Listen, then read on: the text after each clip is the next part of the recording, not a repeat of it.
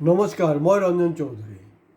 আপোনালোক জানে না নাজানে মই নাজানো, কিন্তু মোৰ মানে এনেকুৱা এটা অনুভৱ হৈছে, মইতো কৈ থাকোঁ, মই কেতিয়াও নকওঁ মই নিজক জ্ঞানী বা বুদ্ধিজীৱী বুলি নকওঁ, মই মূৰ্খ মানুহ।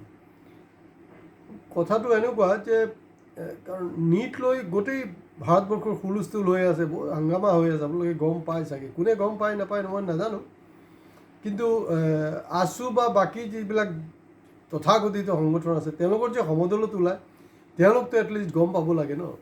তো মোৰ ধাৰণা হৈ আছিলে যে অসমত মেডিকেল কলেজ হৈ আছে, মেডিকেল কলেজ প্ৰতি জিলাত, প্ৰতি চহৰত হ'ব, এতিয়া প্ৰতি গাঁৱতে হ'ব, এনেকুৱাকৈ আৰু। কাৰণ যিমান বেছি কনষ্ট্ৰাকশ্যন হ'ব সিমান বেছি কমিশ্যন পাব, সেইটোৱেতো কথা, বেলেগতো একো নাই।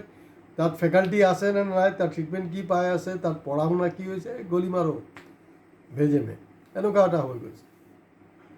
তো মোৰ এটা ধাৰণা হৈ আছিলে যে চাগে অসমত কিজানি নীট এক্সামৰ কাৰণে কোনো হেৰি নাই, মানে কোনো টেনশ্যন নাই, কাৰণ কোনো এপিয়াৰেই হোৱা নাই। কাৰণ ডক্টৰটো চব বাহিৰৰ পৰা আহিব ন, আৰু ডক্টৰ যেতিয়া বাহিৰৰ পৰা আহিব তেতিয়া আমাৰ সংগঠনবিলাকৰ কাৰণে সুবিধা যে আমাৰ অসমীয়া ল'ৰা ছোৱালী যিবিলাক ডক্টৰ আছে, ল'ৰা ছোৱালী বুলি ক'ব নোৱাৰে ন, ডক্টৰবিলাক আছে, তেওঁলোকক চাকৰি দিব লাগিব। কাৰণ ডক্টৰেই নাইতো, দিব ক'ৰ পৰা?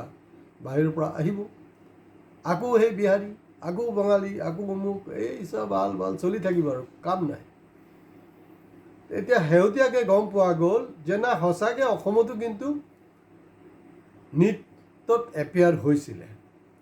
সংখ্যালৈ মই নাযাওঁ, কাৰণ ইতিমধ্যে ৰীমা বেগম, মই মানে তেওঁ আত্মাৰ সদ্গতি হওক, তেওঁ পৰিয়ালক সমবেদনা থাকিলে চব ঠিকেই আছে। এতিয়া গম পালোঁ যে না, ৰীমা বেগম এনেকৈ ছুচাইড কৰিছে। ইণ্ডিয়াত যেনেকৈ বিভিন্ন তাত ছুচাইড কৰিছে নহয়, এইটো অসমৰ ফাৰ্ষ্ট ঘটনা। তাৰমানে চাওক, একজন মানে ষ্টুডেণ্টৰ প্ৰিপেয়াৰেশ্যন ল'বলৈ কিমান টাইম লাগে। কাৰণ নেতাবিলাকৰতো প্ৰিপেয়াৰেশ্যন, ইলেকশ্যন জিকাৰ কাৰণে কোনো প্ৰিপেয়াৰেশ্যন দৰকাৰ নাই নহয়। খালি জাত পাত ধৰ্ম চৰ্ম লৈ মানে কিবা কিবি বকি দিয়ক, বাছ এনেই পাৰ হৈ যাব, কোনো টেনশ্যনেই নাই, কোনো প্ৰিপেয়াৰেশ্যনৰো দৰকাৰ নাই। খালি কৈ দিয়ক হিন্দু মুছলমান বিহাৰী বঙালী অমুক তমুক কিবা কিবি কওক আৰু বাছ চেছ, আৰামত জিকি যাব। আৰু গোবৰ লৈ আলোচনা নকৰোঁ, কাৰণ এইটো দিগদাৰ হৈ আছে। হয়, আজি মই ছ'চিয়েল মিডিয়াত পালোঁ যে আপোনাৰ একজন ইউটিউবাৰে লিখিছে তেওঁৰ 1 crore ছাবস্ক্ৰাইবাৰ হৈছে। ভাল কথা, মই তেখেতক ময়ো কনগ্ৰেচুলেশ্যন জনাইছোঁ। তো মোৰ 1 crore নালাগে, কাৰণ আমাৰ 3.5 কোটি আমাৰ ইয়াত পপুলেশ্যন হয়, তাৰে 1 কোটি মই বিচৰা নাই। মই বিচাৰিছোঁ মাত্ৰ 15 লাখ ছাবস্ক্ৰাইবাৰ। মই বিচাৰিছোঁ দেই, মোদীয়ে একো বিচৰা নাই। মোদীয়ে কৈছিলে যে দিম বুলি কৈছিলে, যে 15 লাখকৈ দিম, আৰু মই নিদিওঁ কিন্তু আপোনালোকক, কিন্তু মোৰ হাতত নাই, বাবাজীকে থল্লু হৈ আছোঁ, ক'ৰ পৰা দিম। খালি মই বিচাৰি আছোঁ যে আমাৰ চেনেল যদি এটলিষ্ট 15 লাখৰ যদি ছাবস্ক্ৰাইবাৰ হৈ যায় নহয়, অসমত কিন্তু ভূচাল এটা আহি যাব। কাৰণ তেতিয়া মানে চব জাগৰণ এটা সৃষ্টি হ'ব, এটা বেলেগ কিবা কিবি হ'ব। কাৰণ যোনটো জেনজিয়ে বা অমুক তমুকে একো কৰিব পৰা নাই, সেইটো আমাৰ চেনেলে কৰি দিব। গতিকে আপোনালোকে ৰেগুলাৰলি চোৱা, ছাবস্ক্ৰাইব কৰা, ভিডিঅ' শ্বেয়াৰ কৰা, এই বস্তুটো কিন্তু আপোনালোকে চলাই থাকিব। আৰু যিহেতু বেগম যোনে ঢুকালে, বেগম মানে মুছলমান টাইটেল নহয়, সেইটো কাৰণে এইটো অলপ তল পৰি যাব। আৰু শিক্ষামন্ত্ৰী আমাৰ অসমৰ জনো হিন্দু, আৰু যোনটো আমাৰ চেণ্ট্ৰেলত আছে তেওঁ ধৰ্মেন্দ্ৰ প্ৰধান, দুইটা হিন্দু, কোনো প্ৰব্লেম নাই। এতিয়া কোনো না কোনো এটা যদি মুছলমান হ'লে তাহলে তেতিয়াতো মুস্কিল আছিলে। অৱশ্যে হিন্দু মানে ল'ৰা ছোৱালী ষ্টুডেণ্টৰ কোনোবা ঢুকালে আমাৰ সংগঠনৰ কোনো একো হেৰি নাহে, কাৰণ তেওঁ বেলেগ নেৰেটিভছত আছে, তেওঁলোকৰ ধান্দাটোৱে বেলেগ। এটা সংগঠনৰ নাম কওক না, বা you forget about the organisation. এই যে আমাৰ যে জেনজি ওলাইছিলে নহয়, কুংকি ওলাইছিলে, মই এপ্ৰিচিয়েট কৰিছোঁ, জ্ঞানেশটো ওলাইছে, ঠিক আছে, তেওঁলোকৰতো এটা ভূমিকা থাকিব লাগিব ন। কাৰণ যেতিয়া আমাৰ দল সংগঠন শুই দিছে, চৰকাৰৰ লগত হাত মিলাইছে, তেতিয়াতো যুৱচামে এটা নতুন নেতৃত্ব বিচাৰিব ন, তেওঁলোকেতো নেতৃত্ব ল'ব লাগিব এই যে ভেকুৱামটো ফিল আপ কৰাৰ কাৰণে।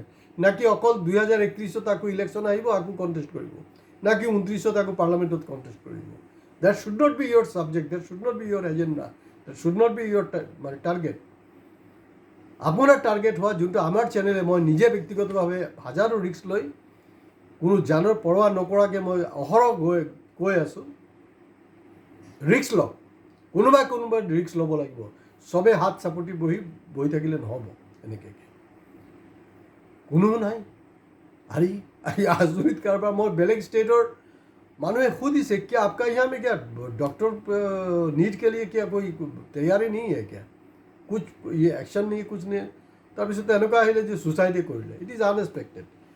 এতিয়া একজন ষ্টুডেণ্ট প্ৰিপেয়াৰ হ'বলৈ ন বহুত কষ্ট। মই ইয়াৰ আগতো কৈছোঁ, মানে এণ্টায়াৰ ফেমিলি আচলতে ইনভলভ হৈ যায়। ঘৰত যদি এটা ষ্টুডেণ্ট থাকে ন, সেইটো গোটেইটো ইনভলভ হৈ যায়। এতিয়া মানে যে ছুচাইড কৰিছে, তেওঁৰ পৰিয়ালৰ পৰা যোনটো গম পোৱা গৈছে, তাৰমানে তেওঁ টেনশ্যন হৈ গৈছে। কাৰণ তেওঁ কৈছে, বেগমে কৈছে যে, ৰীমা বেগমে কৈছে যে মোৰ এক্সাম ভাল হৈছিলে। এতিয়া এই যে প্ৰশ্ন কাকত ফাটিল হ'ল, কিবা এই যে যোৱা 12টা বছৰ ইমান যে কাৰবাৰবিলাক হৈ আছে নহয়, কাৰো কোনো টেনশ্যন নাই। কাৰণ আপোনালোকে কওক, একজন বিজেপিৰ নেতা, একজন মন্ত্ৰীৰ ল'ৰা ছোৱালী নিটৰ এইটোৰ কাৰণে ভিক্টিম হৈছে, চাফাৰাৰ হৈছে। কাৰণ প্ৰতিজন একেবাৰে MLAৰ পৰা আৰম্ভ কৰি একদম ওপৰলৈকে চব বিদেশত পৰি আছে। গতিকে ইণ্ডিয়া ভাৰমে যাওঁ, এনেই বিশ্বগুৰু কৈ থাকোঁ আৰু সেইটোক লৈ কোনো মতলব নাই।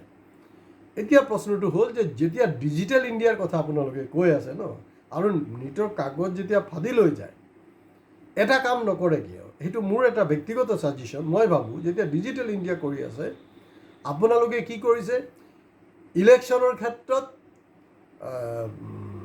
নাই হেৰি নহ'ব, মানে বেলট পেপাৰ নহ'ব, EVM, তাৰমানে ইলেক্ট্ৰনিক্স এৰেঞ্জমেণ্ট, ইলেক্ট্ৰনিক্স মেচিনৰ যোগেদি হ'ব।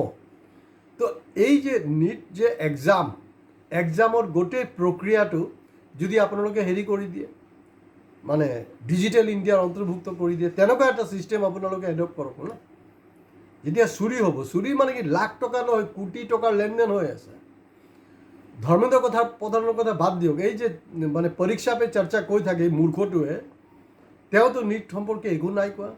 এতিয়া শেহতীয়া পজিশ্যনটো হৈছে এইটো নাকি ভাৰতীয় সেনা বাহিনীক দায়িত্ব দি দিয়া হৈছে, প্ৰশ্ন কাকত লোৱা অনা বাকীবিলাক। আৰে পেপাৰ কেলে আপুনি ইউজ কৰিব? পেপাৰ ইউজ কৰিব দৰকাৰ নাই নহয়। আমি এফালে কৈছোঁ যে পেপাৰ ইউজ কৰিব নালাগে, চব বস্তু ডিজিটেলাইজড হ'ব লাগে। তো এইটোকো ডিজিটেলাইজ কৰক, কোনে মানা কৰিছে? তাতো বিকল্প ব্যৱস্থা আছে ন। আপুনি বিশ্বগুৰু, আপুনি গোটেই বিশ্বক আপুনি কিবা এটা কৰি দেখুৱাওক। লাজ চৰম নাই, পঢ়া শুনাৰ লগত কোনো সম্পৰ্ক নাই। আৰু মানে কিমান লজ্জাৰ কথা যে সেইটোক মানে ভাৰতীয় সেনাক আপুনি গতাই দিছে, তাৰ ছিকিউৰিটি এছপেক্টটো। এইবিলাক চবেই মিলি খাব পাইছে। আৰু এই নেক্সাছ এইটো কিন্তু মানে যোৱা 12টা বছৰে দিন বা দিন বৃদ্ধি পাই আছে, আৰু তেওঁলোকৰ ৰেজিগনেশ্যনৰ কোনো ছিষ্টেম নাই। আৰু আমাৰ জাতীয় সংগঠনৰ যিবিলাক নেতা আছে, তেওঁলোকৰো ৰেজিগনেশ্যন নাই। ৰেজিগনেশ্যনটো বাদেই দিয়ক, তেওঁলোক কেতিয়াবা প্ৰতিক্ৰিয়াও নকৰে। কাৰণ প্ৰতিক্ৰিয়া কৰিলেই দেখোন তেওঁলোকে চৰকাৰৰ পৰা পেকেটটো নাপাব। তো এতিয়া আছুৱে যদি ছাত্ৰ ছাত্ৰীৰ কথা নকয়, তেওঁলোকে কেলে মিয়াৰ কথা কয়? তেওঁলোকে কিয় বাংলাদেশীৰ কথা পাতি আছে? এইটো এটা ছাত্ৰ সংগঠন, এটা ৰাজনৈতিক দলে তাৰ বহুত কিবা কিবি কৰিব পাৰে, ধৰ্মীয় ৰাজনীতি কৰিব পাৰে, এইবিলাক ভাল কথা নহয়। কিন্তু আছুৰ নিচিনা আৰু যিকেইটা মানে সংগঠন আছে, তাহাঁতি ছাত্ৰ ছাত্ৰীক লৈ যে হেতালি খেলা হৈছে, সেইটোক লৈ এটা শব্দ ক'বলৈ সাহস কেলে পোৱা নাই? আৰু যদি সঁচাকৈ আপোনালোকৰ লাজ চৰম আছে, যদি স্বাভিমানী আপোনালোকে মানে হয়, নিজক যদি অসমীয়া বুলি ভাবিছে, এই আছুকে ধৰি যিমান দল সংগঠনৰ যে জোৰ সমতল ওলায় নহয়, প্ৰতিবাদী সভা যে ওলায়, তাত কিন্তু আপোনালোকে নাযাব দেই। যোৱা মানে ইয়াৰ অৰ্থটো হ'ল যে আপোনালোকে পাপ কৰি আছে। আৰু আপোনালোকেও পলিটিকেল পাৰ্টিবিলাকৰ মিটিঙত গ'লে যেনেকৈ পইচা পায়, ইয়াৰ অৰ্থটো হ'ল তাহাঁতৰ সমদলত গ'লে, তাহাঁতৰ মিটিং মাটাঙত গ'লেও ফ্ৰীত অহা যোৱা খানা পিনা চব, প্লাছ আপোনালোকে তাত এটা পইচা পায়। এই ধৰণে চলিব নোৱাৰে। আৰু দেশ স্বাধীন হোৱাৰ পিছত আমি দেখিছোঁ যে যোৱা 12টা বছৰ যে বিজেপিয়ে ৰাজত্ব কৰি আছে নহয়, সব চালিজাৰি চেক কৰক, কমেণ্ট বক্সত যদি হিম্মত আছে কওক যে মই ফাল্টু বকি আছোঁ। মই ফাল্টু নপকোঁ, মই তথ্যৰ ওপৰত কথা পাতোঁ। যোৱা 12টা বছৰ এনেকুৱা এটা দলে ৰাজত্ব কৰি আছে যাত মানে নেতাবিলাকৰ বা নেতা মানে MLA হওক MP হওক শিক্ষাগত অৰ্ধতা বহুত বেয়া, যিটো দেশ স্বাধীন হোৱাৰ পিছত কিন্তু এই ধৰণৰ পজিশ্যন আমি পোৱা নাই। তো যিখন দেশ মানে দেশৰ যি শাসকীয় গোষ্ঠী তাৰ নেতাবিলাক যদি দুৰ্নীতিগ্ৰস্ত হয়, যৌন কেলেংকাৰীৰ লগত জড়িত থাকে, মানে তেওঁলোকৰ ইনভলভমেণ্ট আহি গৈছে, তাৰপিছত আপোনাৰ শিক্ষাগত যি অৰ্ধতা, খুদ যে তেওঁলোকৰ গুৰু বিশ্বগুৰু চাৰাব 9 পাছ নিজে কৈছিলে 2012 চনত টিভিত বাকায়দা পৰ্দাত, मैं तो 9 तक पढ़ा हूँ, মানে পাছ বুলিও কোৱা নাই, সি আকৌ এতিয়া পৰীক্ষা পে চৰ্চা বুলি কৈ আছে। আৰু চাব, আৰু সঁচাকৈ হয়তো 8-9লৈকে পঢ়িছে, কাৰণ এই A+B² এটা কথাই ক'লে আৰু এইটো ভুল ভালকৈ ক'লে, ক'লে। তো তাৰ পিছতো এইটো হৈ আছে। তো গতিকে এই যে গোবৰ, এই যে কুসংস্কাৰৰ পৰা যদি মুক্ত পাবলৈ হয়, যদি এটা নতুন অসম, সোণৰ অসম আপোনালোকে বিচাৰে, আমাৰ চেনেল ছাবস্ক্ৰাইব কৰক আৰু ৰেগুলাৰলি আমাৰ এইটোক মনিটাৰ কৰক। আমি কিন্তু ছ'চিয়েল মিডিয়াৰ যোগেদিও কিন্তু এটা ছ'চিয়েল চেঞ্জ অসমত আনিব বিচাৰি আছোঁ। আজি ইয়াতে শেষ কৰিছোঁ। নমস্কাৰ।